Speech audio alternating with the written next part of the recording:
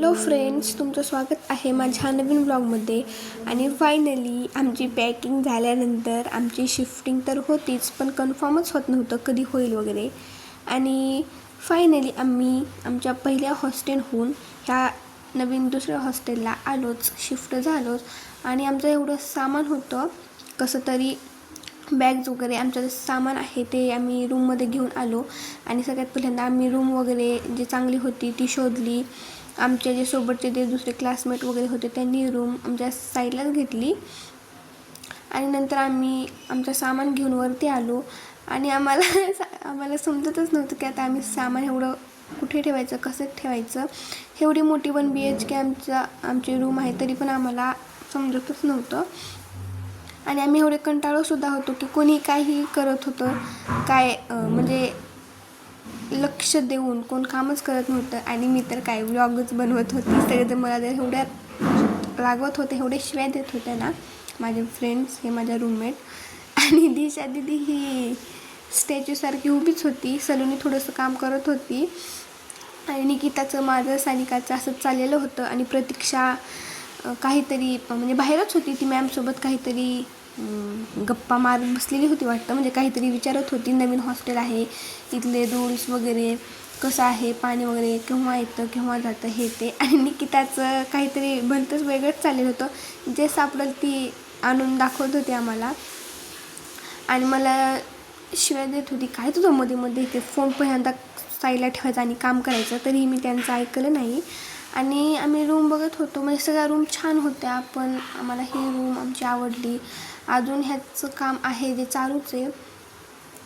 आम्ही ही नवीन आणि आमचं हॉस्टेल ही नवीनच आहे, पण छान होतं. असं वाटत होतं की म्हणजे घरच आहे, आपलं घर पण नसेल एवढं छान आहे रूम. आणि एवढं सामान होतं साधा आमच्या दाताला सुद्धा ब्रश पण सापडत नव्हता. आम्ही आंघोळ तर केलीच नव्हती. नाश्ता पण आम्ही पहिल्याच हॉस्टेलून आलेलो होतो. आमचं एकही बॅग, एकही काही जी छोटी पण पिशवी वगैरे असते तेही सापडत नव्हती. आम्ही शोधत होतो तर काही समजत नव्हतं. आणि हे आम्ही किचनमध्ये मग शेवटीला ठरवलं की किचनमध्ये सगळं जे बॅग्स वगैरे आहेत ते ठेवायच्या. आणि तुम्हाला माहीत आहे का, मला व्लॉग करण्यासाठी म्हणजे मोबाईल ठेवण्यासाठी जागाच नव्हती, म्हणजे सगळं दिसतच नव्हतं. तर ह्या सगळ्या हसत होत्या, तरी मी काही व्लॉग काढायचं सोडलंच नाही. खूप स्ट्रगल करून व्लॉग काढला हा. आणि पहिली तर गोष्ट अशी आहे की आम्हाला ह्या हॉस्टेलला यायचंच नव्हतं. आम्ही सरांना बोलत होतो की आम्ही ज्या अगोदरच्या हॉस्टेलला आहे त्याच हॉस्टेलला ठेवा वगैरे, पण सरांनी काही ऐकलंच नाही. आता नवीन बॅचेस सुरू होणार आहेत, मग आमचे ज्युनियर्स वगैरे येणार आहेत ना, तर त्यांच्यासाठी ही जागा हवी वगैरे, त्यांनाही हॉस्टेल पाहिजे होतं बहुतेक. आणि आम्ही आता म्हणजे आमचं संपलंच होतं, त्यामुळे सर बोलले तुमचे काही दिवस राहिले आहेत तर कसे तरी ॲडजस्ट करा. आणि मेन गोष्ट माहिती आहे का, ह्यांनाही व्लॉगमध्ये म्हणजे यायचं असतं, पण असं शांतपणा करतात ना, मलाही हसवतात, माझ्यावर हसतात, मला चिडवतात हे ते. पण जाऊ दे, काय नाही. आणि नंतर प्रतीक्षा जेव्हा वरती आली रूममध्ये, तेव्हा प्रतीक्षा सांगत होती हे रूल्स आहेत, ते रूल्स आहेत. पण आमचं जे अगोदरचं हॉस्टेल होतं त्याच्यापेक्षा हे काय म्हणजे तेवढं स्ट्रिक्ट वाटत नव्हतं. म्हणजे रूल्स तर सगळीकडे सेमच आहेत, आम्ही कुठल्याही हॉस्टेलला जाऊ सगळीकडे रूल्स सेमच आहेत, प्रतीक्षा सांगत होती. आणि माझं तर व्लॉगिंगच चालू होती. प्रतीक्षाचं, सानिकाचं आणि सलोनीचं काहीतरी झालं होतं, म्हणजे ते मलाच ओरडत होते मी काय म्हणजे बॅग्स आणले नाही म्हणून. पण मी ऑलरेडी सगळं सामान आहे ते मी आणून ठेवलेलं होतं आणि नंतर व्लॉगिंगला सुरुवात केली होती.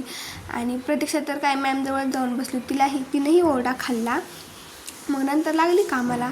आणि सानिका, निकिता, सलोनीचं चाललेलं होतं आमची एवढी मस्ती, एवढा गोंधळ चाललेला होता. काम कमी आणि टाईमपासच जास्त. सगळ्या रूमा लवकर त्यांचं काम आवरून, त्यांचं जे सगळं रूम वगैरे सावरून, निवांत जेवण वगैरे करून सगळे हॉस्टेल वगैरे बघून त्या आल्या. तरीही आमचं काही सरतच नव्हतं. सगळेजण आम्हाला येऊन विचारत होते अजून तुमचा सामान वगैरे आवरून नाही झालं का हे ते. तरीही आमचं काही असलंच चाललं होतं टाईमपास. आणि मी करत होते तर मलाही करू देत नव्हत्या, मध्ये मध्ये थांब तू म्हणत होत्या. आणि हे पण काय करत होत्या. मग मी पण बोलले माझं तर काय नाही, तुम्हाला जेव्हा आवडायचं तेव्हा आवरा, मी काय व्लॉगिंग करणार. मग केलं. आणि ते सानूचं मध्ये चाललेलं होतं, तिच्या बॅगचं काहीतरी ते पडलं होतं, तसं कोरियन तसली बॅग काहीतरी होती, त्याचं ते छोटं किट्टी असते ते पडली होती. आणि आमचं माहिती आहे का, आवरायचं सोडून जे सापडेल ते काहीतरी बघत बसायचं, काहीतरी शांतपणा करायचा आहे ते. आणि निकिताचं हसवणं काय कमी होतच नव्हतं, त्यामुळे आणखीन थोडा जास्तच टाईमपास. आणि प्रतीक्षाचं काय माहीत मध्ये मध्ये चालू होतं. एक एक आवरायचं सोडून तिचं किचनमधून त्या हॉलपर्यंत ते टेबल द्यायचे होते. मॅम आहेत तिथले काका वगैरे आहेत ना, त्यांनी करणार होत्या, मॅमनी सांगितलं होतं. तरी हिचं काही नाही, हे पहिले टेबल बाहेर काढायचं. आणि सरोनीचं काय तिथं बसून चाललेलंच होतं. दिशा दिदी तर काही नव्हतं, ती थोडी आजारी होती म्हणून असं वरवरच आवरत होती, सांगत होती. आता सानूचा बघा शानपणा, तिची बॅगचं निघालं होतं आणि हिचं काहीतरी चालली. फायनली कशी तरी थोडीफार आमची जी बॅग वगैरे होत्या ते ठेवायच्या झाल्या. आणि नंतर आम्हाला नवीन आमचे जे कबड आहेत ते आले. इथंही पण त्यांचा शानपणा. पहिल्यांदा काकांनी आम्हाला मॅमनी वगैरे सगळं ऑलरेडी सेट करून चांगल्या पद्धतीने दिलेलं होतं, पण ह्यांना काय आवडलं नाही त्यांचं. आणि मध्येच चालू, हे माझं कपाट आहे, हे माझं कपाट आहे, हा मी बेड घेणार, तो मी बेड घेणार, हे ते काम करायचं तर कुणीकडं सोडून दिलं. नवीन हॉस्टेल आहे, ते नवीन रूम वगैरे होत्या, ते साफसफाई आवरायचं तर वेगळंच राहिलं. तरी निकिता चाललं होतं आणि एवढी चिडली होती सानूवर आणि माझ्यावरती ना. आणि प्रतीक्षाचं पण काहीतरी होतं, प्रतीक्षावर पण खूप चिडली होती. आणि इथं पण त्यांचा शहाणपणा. नंतर थोडीफार विश्रांती घेतली कशी तरी. निकिता ओरडत होती आम्हाला, दिशा दिदी पण ओरडत होती, पण तिचं काय ऐकलं नाही. आणि मग गेलो आम्ही बाहेर. मग आम्ही सगळ्या रूममध्ये बघितलं, कपाट वगैरे ते बॅग ते आणले आम्ही. आणि नंतर आमची चालू झाली मस्ती. दिशा दिदी माझा ब्लॉग काढत होती. दिशा दिदीला कसं तरी मनवलं होतं, दिशा दिदी थोडा प्लीज मोबाईल पकडणार आणि ब्लॉग काढणार. आणि आम्ही एवढे छोटे, आम्हाला हे कपाट पण काय आवरता येत नव्हतं, तरी पण ह्यांचं चाललं होतं की नाही मॅम याच्या अगोदर आपण सगळं सेट करून घ्यायचं. हे ऑलरेडी सेट केलेलं होतं, तरी पण ह्यांना काही समजत नव्हतं. आणि सारूचं मध्येच नाही तिथं झाडाची रूम आवडायची सोडून तिचं हॉलमध्ये चाललं होतं. हॉलमध्ये तर कोणीच जाणारही नव्हतं, तरी पण तिथली ती झाडू काढत बसली होती. आणि विनाकारणच तिचा शानपणा होता आणि की तिला ओरडत होती. आणि शेवटी प्रतीक्षाने ठरवलं की नाही सिरियस काम करायचं. मग आम्ही पण ठरवलं की आपण फक्त त्या कपाटाला हात धरून पकडून राहायचं आणि सगळं प्रतीक्षाच करणार, ढकलणार वगैरे. आणि हे आम्ही केलं. आणि माहिती आहे का, हे कपाट जिथे ऑलरेडी होते तिथेच फिरून परत आम्ही रूममध्ये ठेवले, परत इकडे आणले. आणि माहिती आहे का, हे काय नाही, परत जिथे कपाट होते हॉलमध्ये तिथेच आणून ठेवल्या. आणि काहीतरी त्यांचा फालतू शानपणा सुरू होता. आणि मध्ये सानूचा आणि निकिताचं मजा मस्ती. सानू काहीतरी करत होती, तिसरंच काम. आम्ही एक काम करत होतो आणि सानू तर तिसरंच काम करत होती. ते छोटे टेबल्स आहेत ते बाहेर मॅमला नेऊन द्यायचे होते बरं का रूमच्या. आणि सानूचा शानपणा सुरू होता की नाही हे आपल्या रूममध्ये नेऊन ठेवायचं हे ते. आणि नंतर आम्ही थोडीशी विश्रांती घेतली आणि सानू पण आली परत, तिचं असलं करून आली तिचा शानपणा. आणि नंतर मग थोडीशी आम्ही दिशा दिदीचं कपाटच आवरत होती.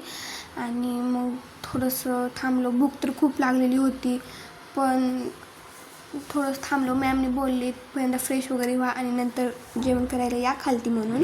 दुपारचे 1-2 तरी वाजलेलेच असतील. आणि खूप थकलेलं होतं, जेवायलाही जावं वाटत नव्हतं. आणि माहीत होतं आमचा टाईमपास काही सरणार नाही आणि गोंधळ पण काही सरणार नाही आणि काम तर काहीच नाही होणार. तरी दुसऱ्या दिवशी सुट्टी होती पण कन्फर्म नव्हतं, तरी आम्ही कसं तरी म्हणजे थोडंफारच आवडलं. त्यांचा काही टाईमपास सरत नव्हता.